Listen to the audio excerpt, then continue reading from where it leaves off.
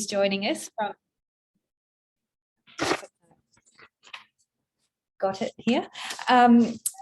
from all the different time zones and places for the symposium Care, Sacrifice and Justice, Rethinking Connections in Multispecies Worlds. I'd like to acknowledge that the organisers, Emily, Fiona and myself, are meeting today on the unceded and sovereign lands of the Wadamadagal clan, the Black Snapper Fish people of the Darug Nation. We pay our respect to Darug people who have nurtured and continue to nurture Darug Nura since the Dreamtime. As this symposium is online, we are situated on many diverse sovereign First Nations lands. So please take a moment to acknowledge the people and country where you're currently located, if you wish to do so, and feel free to share this acknowledgement in the chat. We extend our respect to all Aboriginal, Torres Strait Islander and First Nations people here today, and to elders past and present. This always was and always will be Aboriginal land. So this symposium is a joint initiative of Macquarie University's Environmental Humanities Research Stream and the Shadow Places Network. It is organised by Associate Professor Emily O'Gorman, Associate Professor Fiona Miller and myself.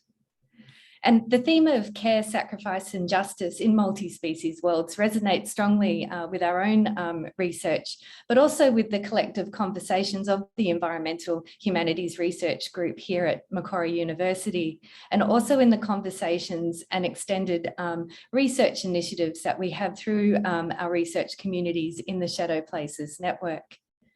So we are delighted to welcome and introduce a wonderful lineup of speakers who will speak for approximately 10 minutes. We have invited the speakers to present in a way that responds to our symposium theme, but in a very flexible and generative way. So this might take the form of a provocation, reflection, or a discussion of work in progress. We will take questions at the end of the presentations, so please use the raise a hand function in Zoom or put a question in the chat function. So I'll now hand over to Fiona to introduce the speakers. Thanks so much, Donna. It's my great pleasure to introduce the first of our 5 speakers tonight, Hugo Reinhardt. Hugo is an Associate Professor in Cultural History of Nature in the Department of Cultural Studies and Oriental Languages at the University of Oslo.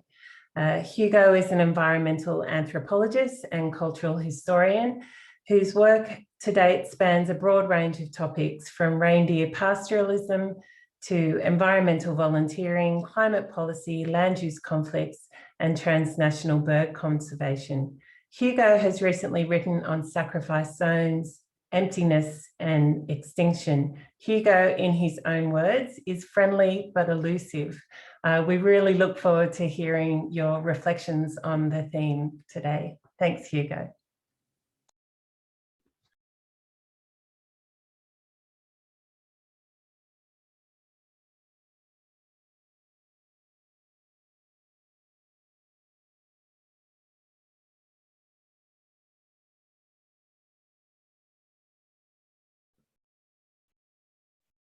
I think you might be on mute. Hello, am I? This always happens, doesn't it? You can hear me now, yes. Good. Okay, so thank you. First of all, thank you very much, everyone, for coming. And thank you to the organizers for this invitation, which was a wonderful prompt to pick up some threads from my past work and reflect them through concerns that I'm trying to work through at the moment. So first, my own interest in sacrifice goes back to my PhD work, which was on the modernization of indigenous reindeer slaughter in the north of Norway. And here I tried to work through, among other things, the analytical trope of animal sacrifice to think through the biopolitics of the slaughterhouse and its implications for pastoralism. A few years later, I also spent some time thinking about sacrifice zones in the context of a project about resource extractivism, marine tailings disposal, and environmentally destructive mega projects on the Arctic resource frontier. Here I was using the concept spatially to think through different kinds of destructive equivalents, the imposures of development, and the violence of fungibility. Most recently, I have spent a few years now affiliated to a critical time studies research group here at the University of Oslo, which inflects my thinking of sacrifice yet again, curving it through a lens of speculative futurism, multiple temporalities, and the politics and ethics of deep time, variously understood. What I thought I'd do here today, though, in this very short presentation, is sketch out a few general coordinates, and then share with you a fieldwork incident that I've been thinking about for almost a decade, but that I have not yet written about, and which I thought I might try to unpack a little bit here in a manner that opens it to thinking it through together. But first, some general coordinates. So there is an enormous amount to be said about sacrifice as a practice, an idea, an institution, a mechanism, a mode of valuation, a logic that translates and mediates destructive violence across value regimes. What I'll start with here, though, is the idea that sacrifice posits a future which is to be achieved through the destruction of something valuable. Yeah. In sacrifice, some future effect, something that is desirable, is linked via some mechanism to the willed loss or destruction of something in the present. Such acts of sacrificial destruction can also function as a kind of gift, a propitiation or offering that creates or modifies a relation. But here, this is a secondary thread. Now, personally, I am inclined to view such sacrificial logics critically. This is a matter of temperament, as things that call out for interrogation and critical deconstruction. Who benefits, who loses, who is forced, who is to be destroyed? To whom is the future that sacrifice posits desirable? By what mechanism is it supposedly to be achieved? And what violence compels the sacrifice? Sacrificial logics are also, to my mind, something to be resisted or fought. And in order to fight them, it is useful to be able to name them, to identify them, and to narrate them. Now, what I wanted to do here, as I said, is to offer you an incident from fieldwork that has informed my own thinking on this for some time, but on the sly. The incident took place almost a decade ago, in 2013, in Kautokeino, in northern Norway. Here we are on a map. At the annual conference of the National Sami Reindeer Herder Association of Norway, Norske Reindriftssamers Landsforbund, which is basically a labor union that represents the interests of indigenous Sami reindeer pastoralists throughout the country. This is from the write-up of the event in Reindriftsnytt, or Reindeer Herding News, the Department of Agriculture newsletter about reindeer pastoralism in Norway. Now, at the time, I was involved in a multidisciplinary project that critically examined the governance structures for reindeer pastoralism in northern Norway. The project was a collaboration between the Norwegian University of Life Sciences in the south and the Sami University of Applied Sciences in Kautokeino, one of the main hubs for indigenous Sami scholarships in the region. Several of my colleagues on the project were themselves either active reindeer herders or from herder families. That year, the conference was taking place against the backdrop of intensifying crisis, an ominous sense of impending catastrophe. The Norwegian state was pushing very hard for a forced reduction, a dramatic mandated cull of the Sami herds. The terms of the situation are too complex to summarize here, but the gist of it was that the government was using a series of very selective, ideologically biased scientific arguments to argue that there was an overgrazing crisis and that government intervention was urgent, necessary, and moral. The effects of this cull on the pastoral livelihood as a whole were going to be catastrophic. People would be forced to leave, bonds severed, entire families and lineages potentially forced to leave the industry. Now, throughout the day, representatives from different herding regions and groups across Norwegian Sapmi spoke up against this, delivering impassioned speeches to the assembly and to the representatives from the State Department of Agriculture, who were present at the meeting to outline plans for the forced reduction. At one point, one of my colleagues on the project, who was himself both a herder and a doctoral researcher writing a dissertation about the social organization of herding, got up to give a speech as well. Now, I don't have any images from the conference because I didn't have a camera, but as a prop, so for narrative effect, I'm using an official image from his doctoral defense, which took place 2 years later. I'm happy to add a link to the dissertation in the chat afterwards for anyone who's interested. Now we're getting to what I wanted to talk to you about. His speech was short, but it was lucid and concise. In the typically indirect, branching, and understated narrative style that often characterizes Sami storytelling, he told a story about the state by telling a story about stories. Specifically, stories that lampoon the Norwegian state and its stories of how things would get better if only herders did as they were told. In the final part of his speech, he somewhat unexpectedly threw in Bruno Latour and the concept of spokespersons that Latour had developed in the Politics of Nature some years before, using this concept to critique the state discourse of sustainability and a complex representational sleight of hand, or grift really, that he thought was at work in it. The idea of sustainability, my friend argued, was a concept that rendered the present accountable to the voice of the unborn future, of future generations. In its invocation, it formed a space in which this unborn future could speak, in which generations yet to come could address the present from its aftermath, asking with retrospective hindsight, why did you do this? Why did you not do that? How did you let it come to this? In using this sustainability as its rationale for the violence of the cull to justify the physical destruction of the ancestral herds, he said, the state was effectively holding the herders of today accountable to their own descendants, to the children of their children's children. This, the state said, is what your unborn descendants will think of you. They will judge you.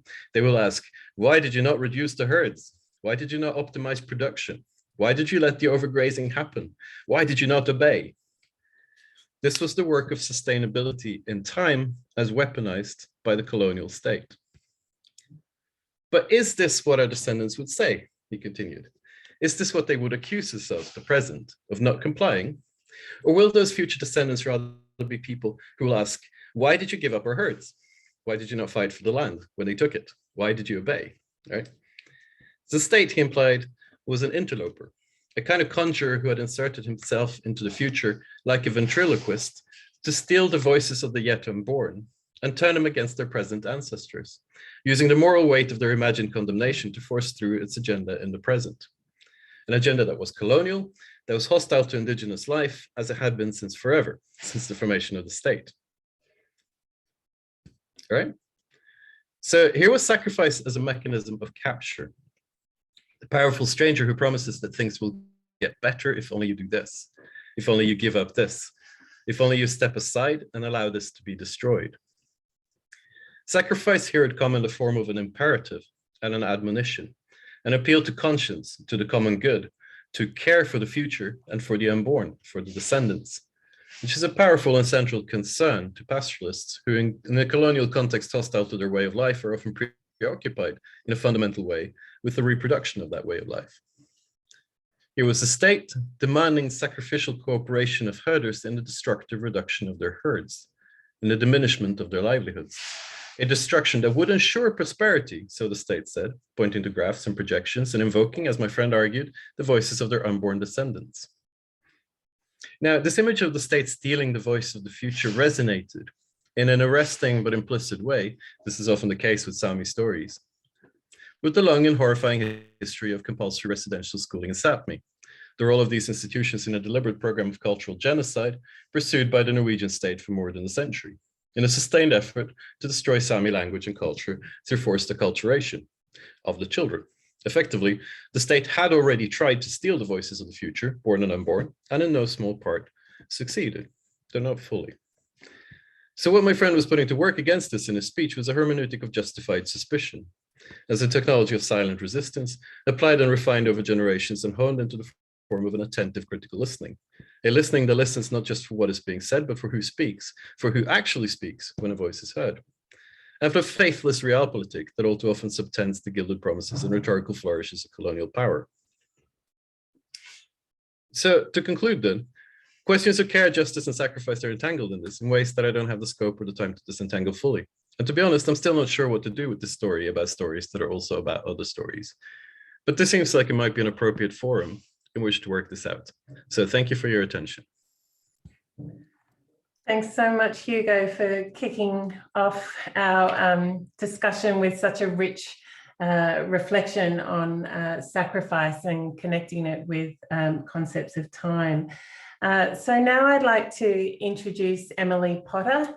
Emily Potter is an Associate Professor in Literary Studies and Associate Head of School Research for the School of Communication and Creative Arts at Deakin University in Melbourne. Her interdisciplinary research focuses on the intersections of cultural production and environments. Her areas of expertise include literature and climate change, literature and placemaking, urban design and poetic practice, the biopolitics of water and consumption, contemporary Australian literature, and post-colonial texts and environments. She's one of the founding members of the Shadow Places Network and currently has an ARC-funded project entitled Reading in the Mallee, exploring the literary history of the Mallee region of Northwest Victoria. So I'm sure we'll see some links in terms of stories of stories. Thank you, Emily. Thanks so much, Fiona, and thank you to the organisers for inviting me to speak with such a wonderful group of people, to a wonderful audience. So thanks so much. And I'd like to acknowledge that I am zooming in from unceded lands of the Wurundjeri people of the Kulin Nations in what is now Melbourne, and I pay my respect to their elders past, present and emerging.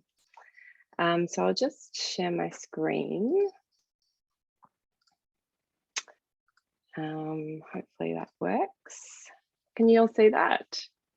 Yeah, great. So I'm going to do a bit of a reflective piece today, and my reflection will take us into Western Victoria, in the southeast of Australia, and then to northern Italy, and then to back again. And I want to consider how practices of cultural production participate in genocidal cultures, and how a rethinking of multi-species relations might reorient us from destruction and towards the conditions of care and justice, as we are invited to think about today. I want to approach this through the related and similarly complex concept of repair. So now let me take you briefly on a road trip as a way into this. Let's head from Naarm, which is now known as Melbourne, through Wadawurrung country and into the west of the state, to Gunditjmara and Wotjobaluk country to the south of Garrawood, now also called the Grampians. This is ancient volcanic land, rich and fertile. When Thomas Mitchell arrived on his mission to open up this country to pastoralism in 1836, he termed it Australia Felix. The bounty conveyed by Mitchell was premised on theft and violence. The majority of the 50 massacres that took place in Victoria during the 19th century and documented by Lyndall Ryan and her team took place in these Western districts, including the murder of entire groups. It is this history that led historian Tony Birch to refer to the region as sad lands, but it is not a violent history alone that prompted this. It is also the ongoing forgetting of this destructive history and the normalisation of forgetting or silencing in Australian cultural life. On his own road trip through this country towards the Victorian South Australian border, Birch was overwhelmed with this silence. It culminated for him in a surreal encounter with the giant koala at Dadswell Bridge near Horsham, one of Australia's many oversized and kitschy tourist markers. The koala speaks of palatable stories and nationalistic icons that bear no real relation to this place. It is also huge and towers above the ground. Driving here at 100 kilometres per hour, a visitor can barely touch the land on both the journey and on arrival. Look up, the koala calls to us, don't look down. In the last 10 years, other large tourist attractions have been added in Western Victoria, this time in the popular form of painted silos, wheat silos, known as silo art, concrete structures that rise up from the cleared Western landscapes remade by agriculture. Replete with mostly iconic rural imagery, these silos reiterate the koala's logic for the road tripper. Pass through, look up, keep going. Elaine Gann et al. Write that, quote, as humans reshape the landscape, we forget what was there before. Our newly shaped and ruined landscapes become the new reality, end quote.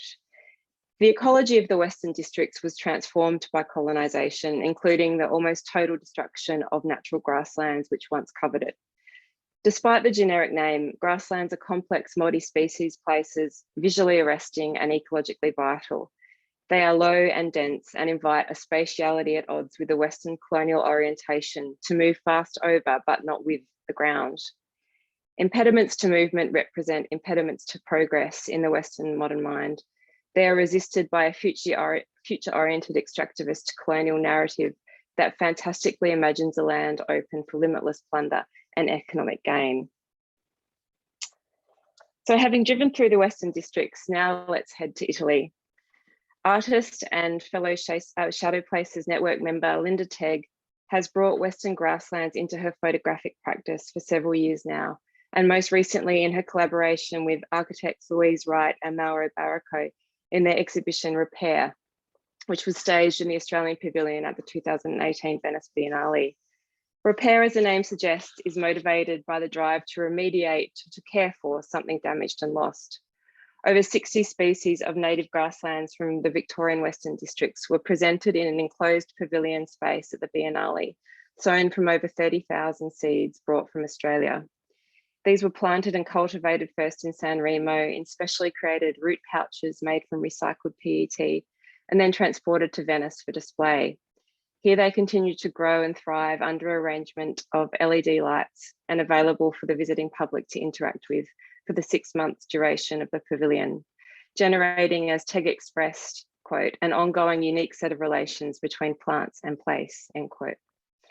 The complexity of transporting the seeds from Australia to Italy and growing them where they are out of place but still make new relations offers a commentary on the global mobility that came with colonisation and what it means to transport non-local species. Does this work signal an invasion? Does it perform a mourning for something irrevocably lost?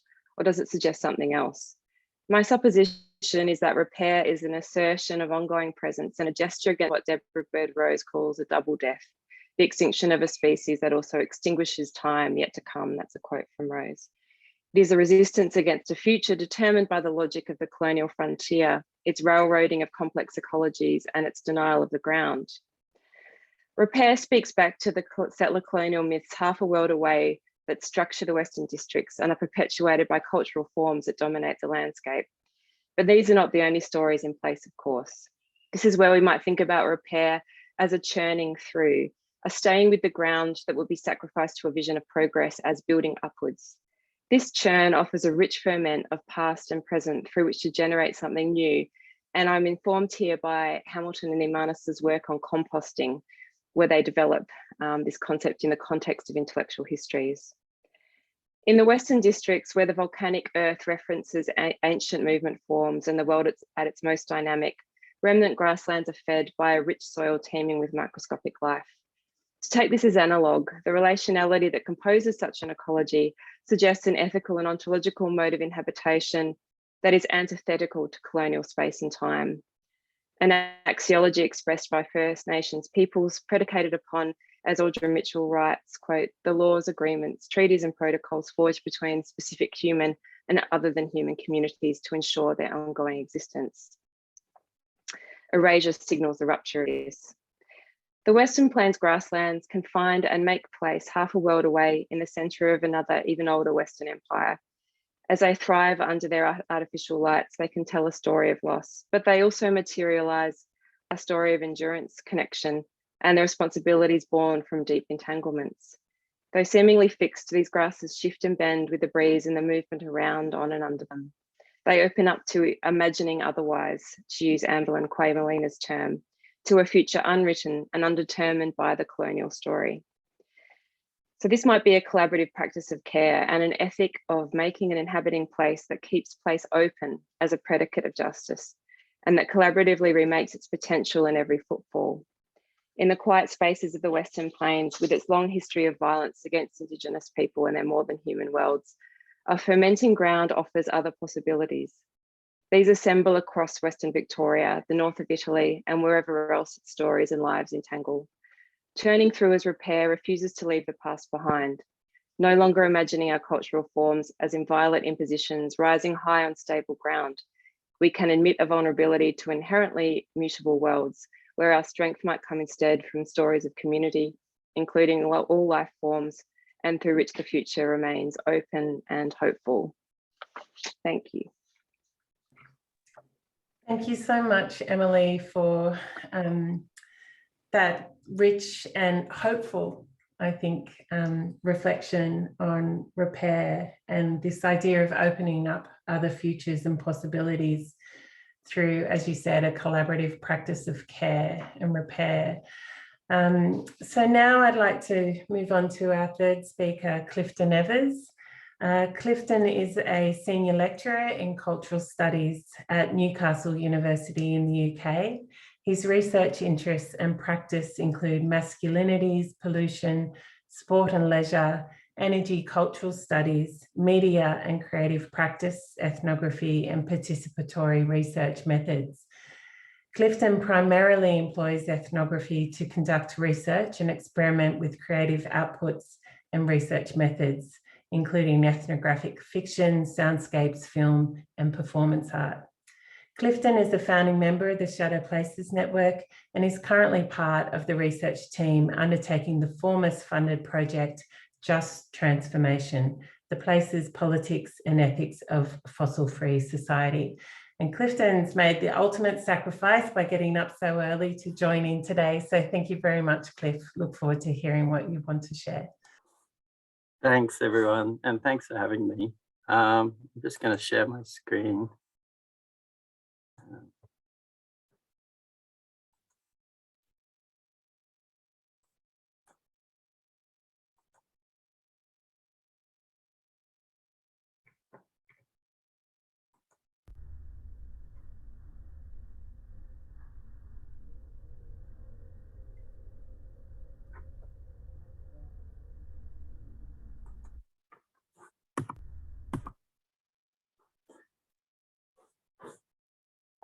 I know we've made a mess.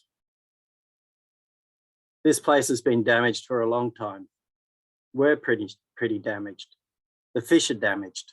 It's taking a few generations to get over it, the companies and government abandoning us. It's going to take a few more. The government and industry sacrificed our health. They sacrificed this place. My dad's got back lung. My back and knees are knackered. We've eaten because of the industry. The industry eats us. I like living here though. I'll always be here. It looks grim to outsiders, but when I'm fishing off the ship pipe in the morning, I still enjoy the nature. The lights from the chemical plants create midnight rainbows. I don't eat the fish. Fish and crab wash up dead on the beach. I went to a community meeting last month with the water company, but they just made excuses. We're blamed for the tampons, wet wipes, and turds on the beach. I think the die-off was because the river was dredged again for the oil rigs. They decommissioned them. Hundreds of years of chemicals in the riverbed stirred up. I've seen swimmers and surfers go in the water. I wouldn't. I've seen what leaches in. I used to work at the chemical plant. I sometimes feel ashamed about that, but there's other challenges, you know. Paying for healthcare, buying groceries for my family and my brother's family, as well as paying the rent. That said, the shame does make you think. The government wants to make this place a renewable energy hub now. Did you hear about the carbon capture plant? They want to pump carbon where they took the oil out, the gas out. Can you believe that? They're mad. No one here trusts the government anymore. Not after what's happened. Anyway, they'll cut off access to this land. And this is where I come to spend time with the fish and birds. It's a series of quotes from interviews with fishermen at South Gare, which is on the industrial northeast coast of England. So my research is about recreation in blue spaces. For example, seas, rivers, lakes, flooded mines, canals, sewers.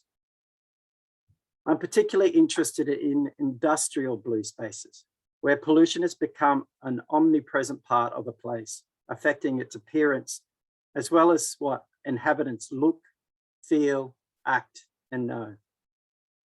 For some of these communities, polluting industries have historically defined identity, practices, values, decisions, perceptions, their bodies, their emotions, the waterscapes, and the species they live with.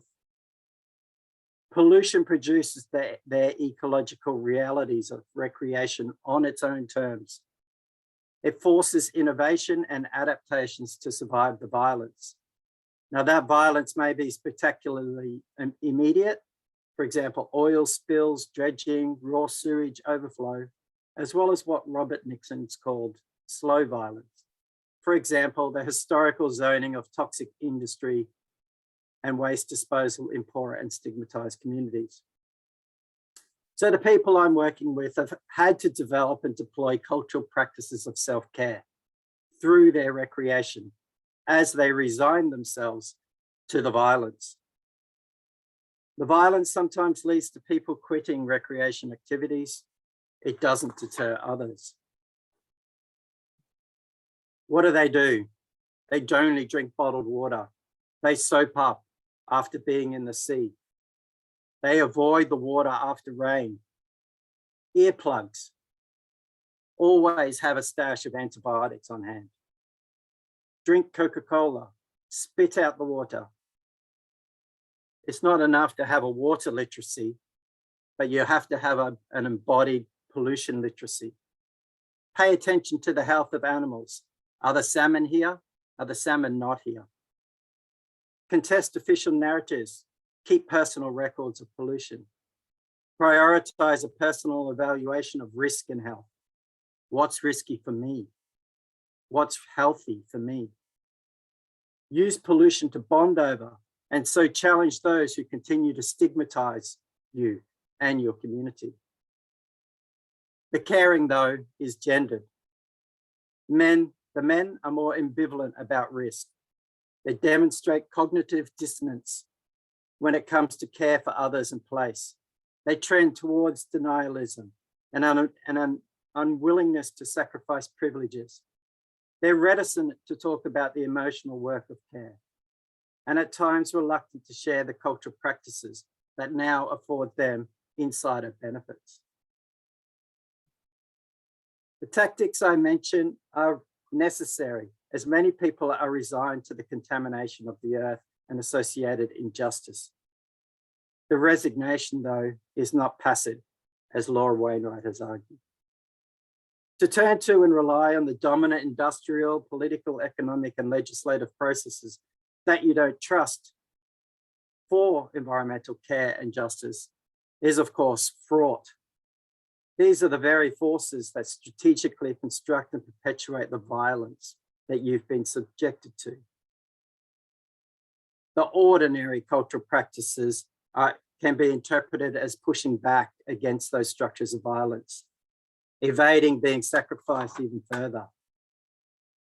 Now, this isn't probably news to ecofeminists who've been arguing for a decade now about the everyday material practices and how they can have radical potential, or Indigenous and First Nations people who have known for generations that local stories and cultural knowledge will be needed to underpin survival, endurance, hope, and life. But for the men in these post-industrial coastlines, this is newer information. This is reckoning with what they've done. Their care, justice, and sacrifice is going to have to proceed in quiet, piecemeal ways.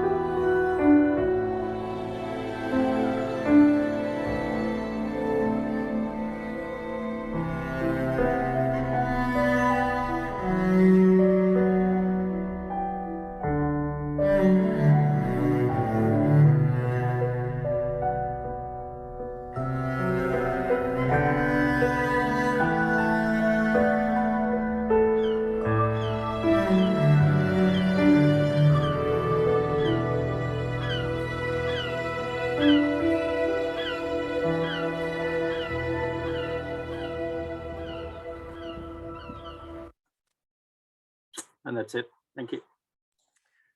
Thanks so much, Cliff.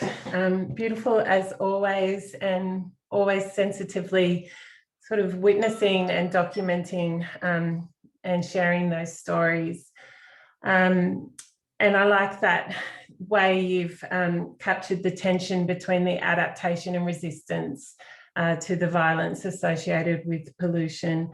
So now I'd like to move on to our next speaker, Associate Professor Nicole Matthews. Nicole lectures across media and cultural studies in the Department of Media, Music, Communication and Cultural Studies at Macquarie University. And Nicole's work brings together autobiography, disability and deaf studies, popular genres of broadcast and electronic media, and education. Nicole is an active member of Macquarie's Environmental Humanities research stream. And she recently held a photography exhibition entitled Dirubban at Dawn, River Lives on the Hawkesbury, which engaged with a range of critical debates around the role of landscape photography in envisioning relationships between human and the more than human in settler colonial nations. So thank you, Nicole. Thanks for the introduction, Fiona. I'm just going to share my screen.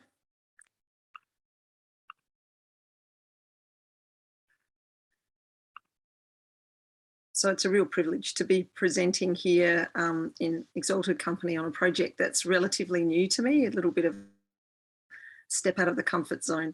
So I'm going to be talking about multi-species worlds in Dirubban, following lines of oyster shells, and the estuary that's at the centre of my talk today, Dirubban, is north of Sydney Harbour, and it's at the junction of Darug, Darkinjung and Garigal country.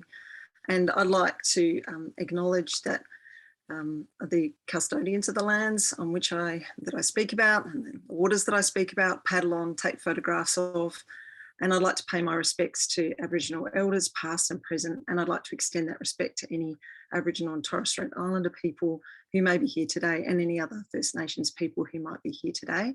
And I acknowledge that this always was and always will be Aboriginal land. And I acknowledge my own ignorance in many ways about the things I'm about to speak about. So here's a map of the contemporary oyster beds, commercial oyster cultivation areas in the lower reaches of Dirubban. And conveniently for me, this is also the area that I paddle. And in the spirit of situated knowledges, I've situated where I live on this map. So my thinking in this presentation today is very much drawn from several years worth of blogging on my photo-based multi-species place-based blog for Our Backyard, which documents what I have been doing in this area for several years. So Dirubban, like Sydney Harbour, is a river valley flooded during sea level rise from 1800 years ago, and it's an estuarine river, tidal to over 100 kilometres from the sea.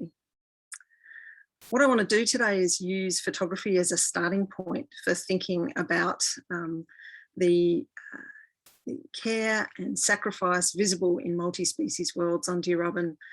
This is photography taken from just above the waterline, and I'm hoping that it will represent the embodied experience of place that started me thinking about following lines of oyster shells.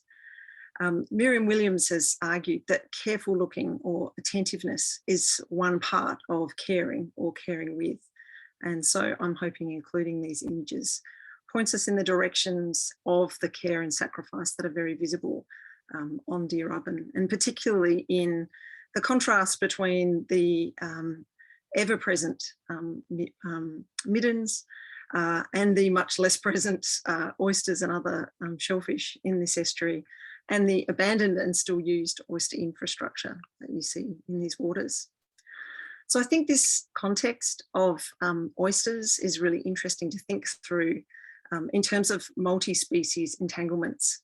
So this is not just obviously humans and shellfish species, but also many varieties of parasite and other critters that find their way into the estuary spaces, and have really material impacts on the infrastructure that we see in these estuarine spaces. So mudworms, for example, allegedly coming across from New Zealand in the late 19th century, shifted the ways in which oyster cultivation happened from on the estuary bed to the mid-tidal line.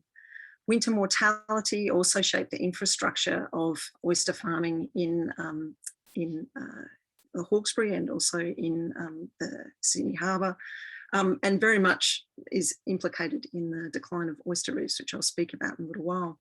QX is a really interesting one.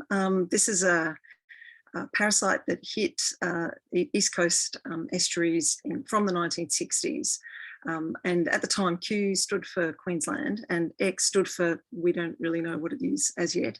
And I think that indicates some of the dimensions of beyond human ken that are evident in these entanglements of small creatures and larger infrastructures.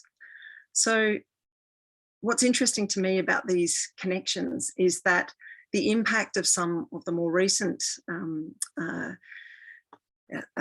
parasitic arrivals in the oyster beds of the Hawkesbury have actually shaped the ways in which reproduction happens for Pacific oysters, for the oyster industry. So Pacific oysters, which were feral oysters appearing in the estuaries unwanted and taking over from the Sydney rock oysters that can't really easily outcompete them, have come to be the stock oyster produced in these estuary areas. But because of the fact that they're feral creatures, triploid Pacific oysters are now produced in these estuaries. So essentially these sterile triploid oysters can't reproduce without human intervention. And so humans and oysters are now locked into this kind of assisted reproduction relationship, as my colleague Ian Collinson has pointed out. And I think this illustrates the entanglements in a really interesting way. So the first example that I'd like to talk about in terms of oyster beds as a space of sacrifice is the oyster reef.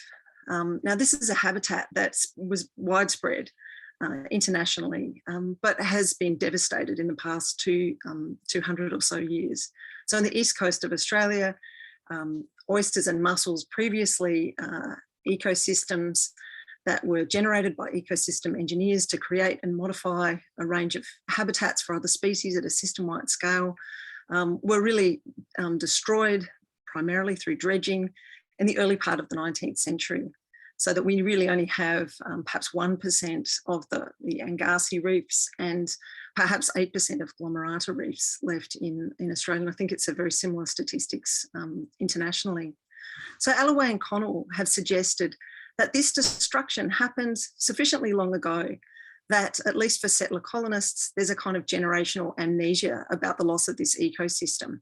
A loss of an ecological baseline, a sacrifice that is perhaps hardly even remembered up until recently by the settler colonial imaginary. So how did the oyster reefs get lost? In part through dredging directly of oyster reefs below the tide line. And this is some of the equipment that was used in the early 19th century. It's a bit controversial about the roles of other forces in destroying oyster reefs. But it seems that after dredging, the remaining reefs were vulnerable to disease and predation. And really there was a shift in the ecosystems from a kind of hard surface where shellfish spat might land to soft sediment ecosystems. So the sacrifice of oyster reefs took place alongside the use of middens. Both of these resources were sacrificed for the construction industry of the settler colonists. So this is a bit of a description not only of dredging, but of also the burning of the middens that were all, everywhere around Sydney Harbour and also around the waters of Deerubin. The kind of extent and scope of that sacrifice is, everywhere visible from the waterline in Deerubin. And this map of Indigenous heritage sites, I'm sure, greatly underestimates those spaces. And Guthrie, 15 or so years ago, did some kayaking on Coal and Candle Creek and Deerubin and estimated there was around 8 sites per linear kilometre on Deerubin's shores. So this is a kind of partial destruction of the evidence of multi-species care. And the scope of that destruction is evident when you look at the records of the amount of lime that was brought from Dirrabin to Sydney in the early part of the 19th century. Tilbury suggests 700 tonnes of lime was brought from the Hawkesbury to Sydney. And in the Queensland context, Thurston reports 40 miles along the coast of ridges of middens that had local landmarks like the Line of Tewantin. So indicative in this, the vast amount of remaining middens is the long history of multi-species care that's been documented in the work of people like Jodie Frawley. So Frawley comments that the Dentraben Gorampul people of Quandamooka, for example, carefully monitored oyster reefs, translocating young oysters to enhance growth and introduce spent shells to build new substrate. And that kind of fishing and aquaculture activity took place for a long time.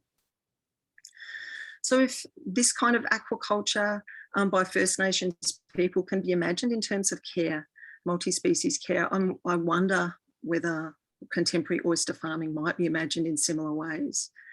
So there's a reliance on water quality in catchments for oyster cultivation, and certainly there's an incentive by oyster farmers to keep E. coli levels low in the estuary, and to communicate with upstream actors as well to keep that water quality high.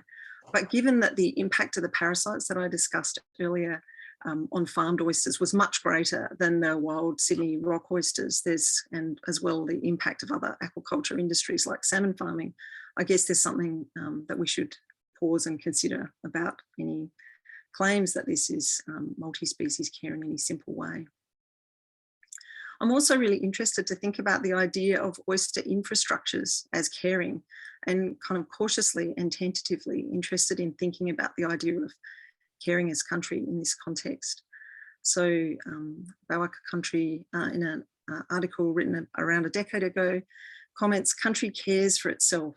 Certainly part of this care is care for humans that exist as part of country, but much of it is care for non-human beings. And certainly the infrastructures, that the multi-species infrastructures of oysters do care for a range of non-human others. So in very recent times, I think there's been a renewal of interest in oyster reefs, the history of oyster reefs and the restoration of oyster reefs. And colleagues at Macquarie University, for example, have recently taken to COP26 a proposal for an Earthshot Prize, the Living Seawalls project, which you can see on the screen here, which increases biodiversity in the spaces where the hard surfaces of human uses of estuaries come together with other species. But there's also been interest in the idea of offshore oyster reefs as a kind of growing coastal protection mitigating against changing sea levels with climate change.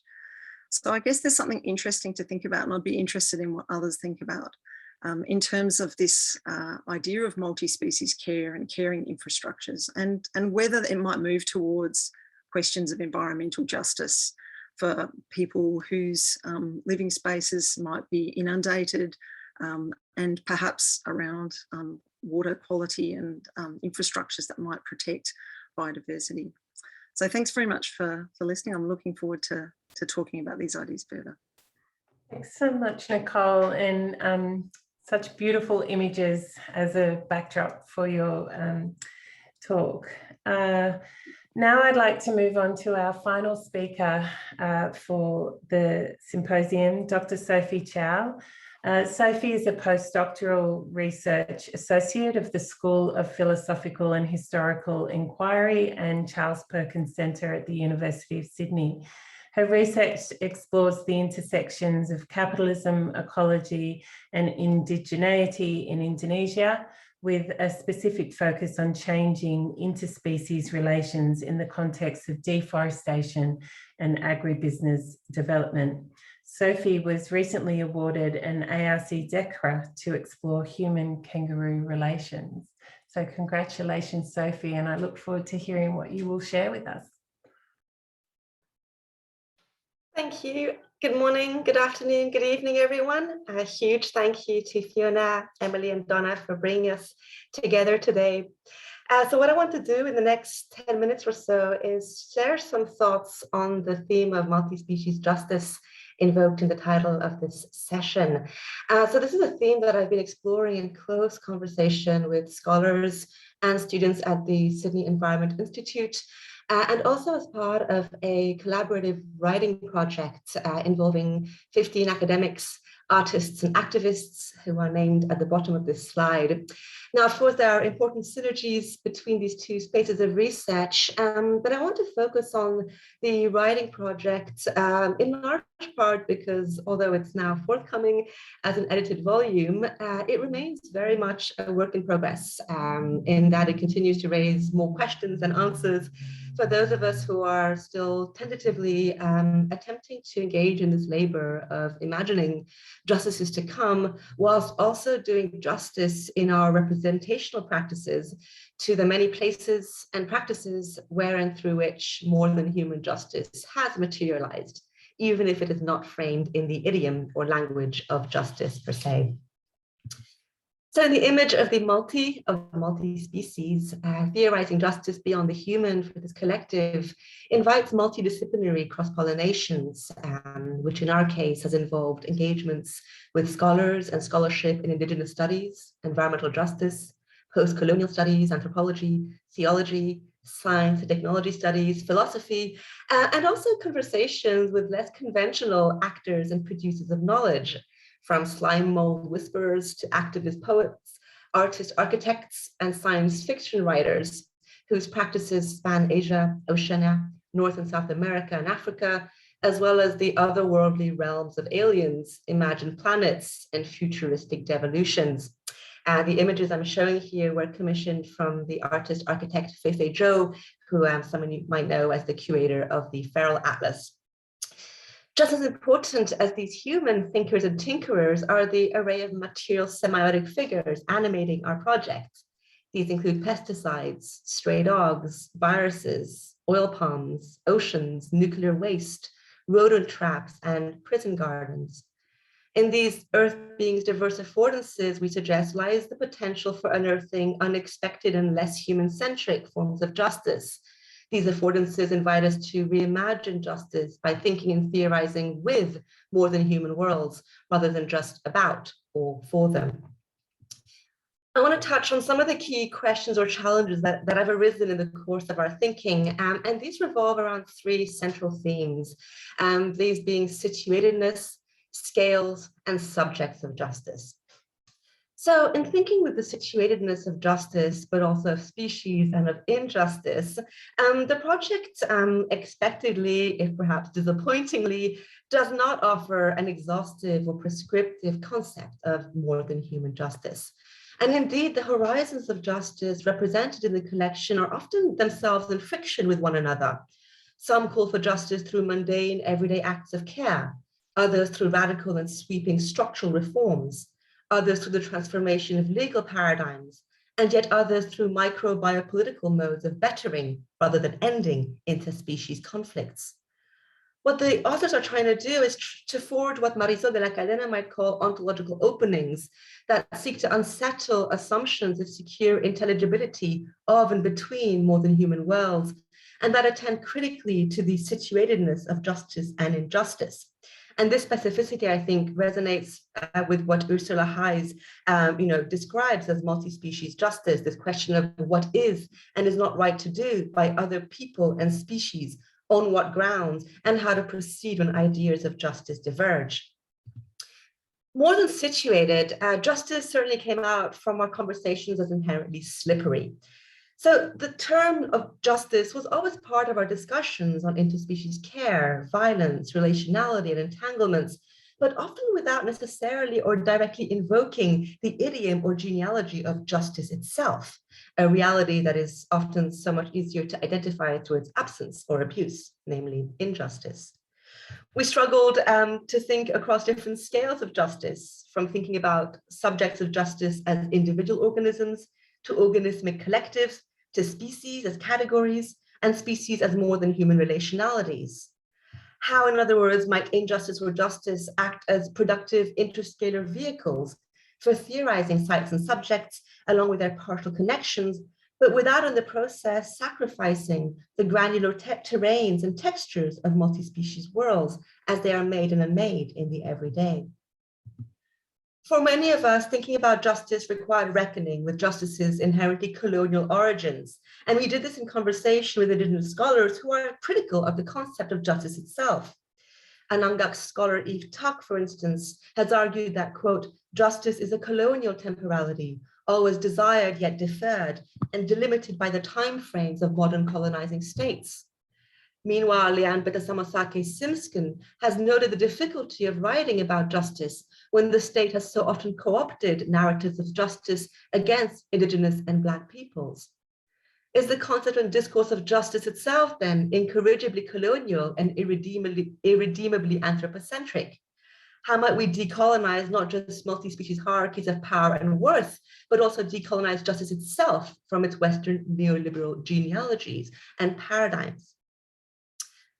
For scholars like Kim Tolbert and Noriko Ishiyama, who are working with us, the importance of thinking about justice requires transcending multi-species itself by thinking about the subject of justice beyond species or bios to encompass the elemental, the ecosystemic, the spiritual, and the molecular.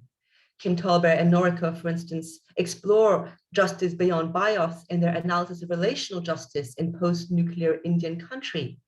Shoshana Ihar, another contributor, examines justice foreign with oil in Azerbaijan's petroleumscapes, where internally displaced peoples are engaging in subversive forms of world-making with oil histories, toxicities, and intimacies. Meanwhile, Macarena Gomez Baris and Craig Santos Perez explore oceans as animate bodies of water within oceanic philosophies of aqueous flows and flourishings. All of these papers and others, importantly, invite us to think about justice beyond the human, whilst also reckoning seriously with what it means to enact justice without neglecting our obligation to the bloody archive of suffering under racial orders and their colonial nomois. In tandem, many of us were facing some thorny questions about what might count as a bad subject of multi-species justice. Those of us thinking on this line were trying to theorize justice in the company of tsunamis, of viruses, of proliferating cash crops, of pests, ferals, and invasives. These contributors are trying to think about what it means to do justice to non-human subjects who may refuse to comply or who might harm already marginalized human communities. How does punitive or retributive justice operate when it is other than human beings that are considered perpetrators of harm? And if non-humans are subjects of justice, then are they also accountable before the law as potential agents of violence? This is something I've been exploring in my paper on monocrop oil palm plantations in Papua. And I think it raises some important questions about the agency of pathogens, weeds, and other non-compliant organisms that in some ways perform their own kinds of anti-capitalist justice by sabotaging landscapes of empire, but that also invite us to stay with the trouble of what it means to recognize feral agency without at the same time romanticizing or celebrating ferality and emergence in the ruins of planetary unmakings. Closely linked to this question of scales of justice is that of senses of justice. Many of the authors in the book call for ways of thinking about justice beyond formal institutional mechanisms and through much more mundane and modest, but no less consequential acts of the everyday, such as perceptual attunement, sensory immersion, bodily engagement, and storytelling. What these contributors ask, does justice feel like, taste like, sound like, and smell like across ruderal, sylvan, oceanic, carceral, and viral ecologies? It's an invitation to start perhaps with what Rousseau has called little justices or micropolitical interventions into everyday patterns of thought, learning, sociality, and behavior. What the authors are trying to do is to reconcile these acts of little justice in everyday life with the entrenched monopoly over justice with a capital J by settler colonial and capitalist infrastructures. They ask, what is at work in these different kinds of justice projects? What does this work care about? What animates and compels it? What is this work? Put that in as well. And others. To close off then, naming forms of justice and injustice can produce a sense of action and agency. As Jessica Greenberg suggests, the opposite of justice is not injustice, but despair. In this collective project, the authors are trying to identify, define, and index multiple species of justice, reclaiming modest forms of hope through accounts of multi-world justice, small justice, generative justice, and even spectral justice. They explore tactics for achieving justice in polymorphic situations where calculations are never perfect and always open to interpretation. This is then about carving spaces for hesitation about what counts as just and unjust, and just possible, that then lend themselves to be re-examined and redefined. Thank you. Thank you so much, Sophie, and thank you to all our speakers. Wonderful. I think it was very appropriate to end with Sophie just now, in the sense she's reminded us of all the wonderful things that can come from bringing diverse actors and disciplines and ideas together, and how generative it is. And I think we can see that in the panel today and the lineup of speakers and the different ideas people have generously shared with us.